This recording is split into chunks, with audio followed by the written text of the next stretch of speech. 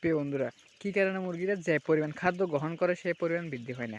এটা হয় মূলত মুরগিকে যদি সঠিক সময়ে কৃমিনাশক ওষুধ দেওয়া না হলে কিন্তু মুরগি যে পরিমাণ খাদ্য গ্রহণ করে সেই পরিমাণ বৃদ্ধি হয় না। আমরা এই মুরগিগুলো জাত হলো কালার বার্ড। আমরা 30 দিনে মুরগিকে কৃমিনাশক ওষুধ দিয়ে থাকি। কৃমিনাশক ওষুধ হিসেবে আমরা প্যারাবেট ব্যবহার করি, যেটি 1 গ্রাম 1 লিটার পানির সাথে মিশ্রণ করে মুরগিদেরকে দিয়ে দিই। জাস্ট 2 ঘন্টা পর পানিগুলো নিয়ে নিই, কারণ কৃমিনাশক ওষুধের পানি মুরগিরা 2 ঘন্টার বেশি পান করতে পারে না। আপনার মনে প্রশ্ন হতে পারে যে 2 ঘন্টার মধ্যে সকল মুরগি কৃমিনাশক ওষুধ পান করবে?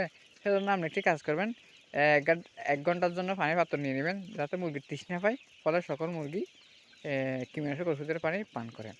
আর হাইব্রিড সোনালী বা সোনালীর ক্ষেত্রে আমরা 46 দিনে বা 40 দিনে কৃমিনাশক ওষুধ দিয়ে থাকি।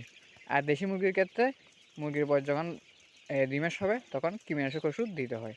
প্রিয় বন্ধুরা, ভিডিওটি ভালো লাগলে লাইক দেবেন, যদি ভিডিওটি উপকার আসে চ্যানেলটা সাবস্ক্রাইব করবেন। ধন্যবাদ সবাইকে।